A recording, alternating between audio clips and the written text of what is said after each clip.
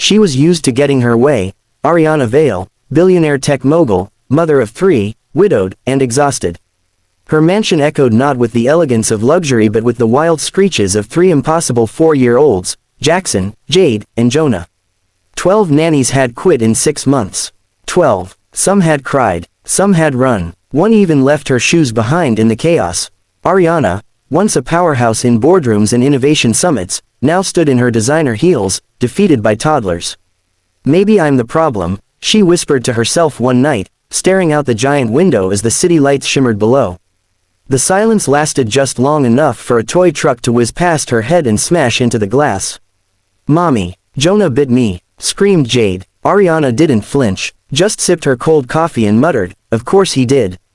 That Monday, the agency sent no one. No nanny wanted to come. But someone did arrive. He wasn't dressed in white or carrying a clipboard. He was holding a mop. "Sorry, ma'am," he said, his voice quiet, eyes low. "Maintenance said the 3rd floor pipe burst again. I'm just here to clean the mess." She waved her hand. "Go ahead, just try not to trip on the chaos."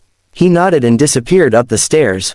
5 minutes passed, then 10, then silence. Too much silence. Ariana panicked. She raced upstairs and found the 3 monsters, sitting cross-legged, listening. The janitor was reading them a story, sitting on the carpet, his mop leaning against the wall. Jackson had his head on the man's arm. Jade was tracing patterns on his hand. Jonah, the tiny terror, was holding the janitor's pinky finger like it was the most precious thing in the world. She froze in the doorway. He glanced up. "Hope it's okay. They asked what my name was.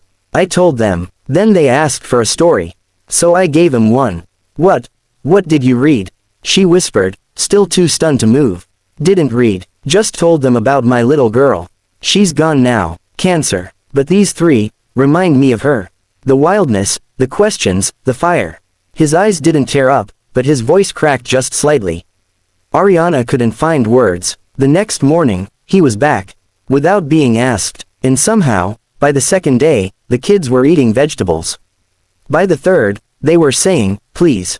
And by the 5th, Ariana heard laughter, pure, bright, honest laughter, floating from their playroom. She walked in once to find the janitor, Sam, she'd learned, letting the kids draw with chalk on his back like it was a sidewalk.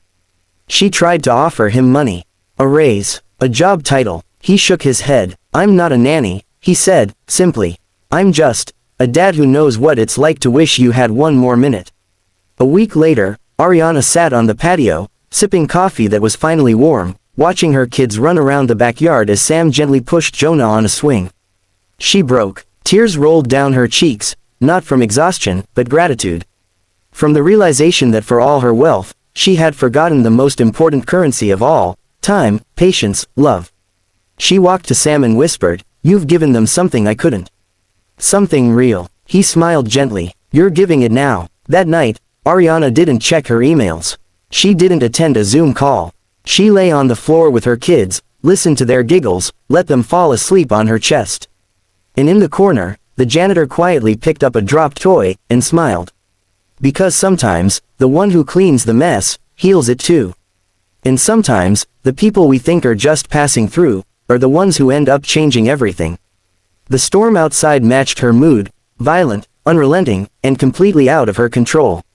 Ariana Vale, Forbes-listed billionaire and reluctant single mother, stood in the center of her penthouse nursery as her triplets waged war. Paint on the walls, cereal on the floor, one kid trying to flush a Barbie down the toilet. She hadn't slept in 3 nights. 12 nannies. 12. All gone. Some quit over text. One cried in the elevator. Another screamed, "Your kids are possessed." Before storming out with peanut butter in her hair. Ariana was powerful in every room, except this one. And just when she was about to cry into her 4th espresso, a knock came at the door. Not the agency, not help, just a janitor. He wore a dark green uniform, shoes scuffed from years of walking, and eyes that held too much sadness for someone so young. "Sorry to bother," he said. "Got a service call for a leak in the nursery vent." She nodded, barely acknowledging him, and turned back to stop Jackson from riding the dog like a pony.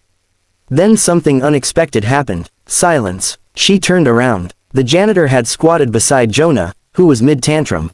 He wasn't scolding him or bribing him with candy. He was listening. Just listening. Jonah babbled about a spaceship and how it needed more juice boxes to reach Mars.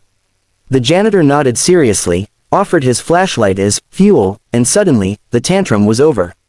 She blinked. Was this magic? The man moved through the chaos like a whisper, calming one child after another. Within 10 minutes, all three were sitting in a circle, building something with blocks and calling him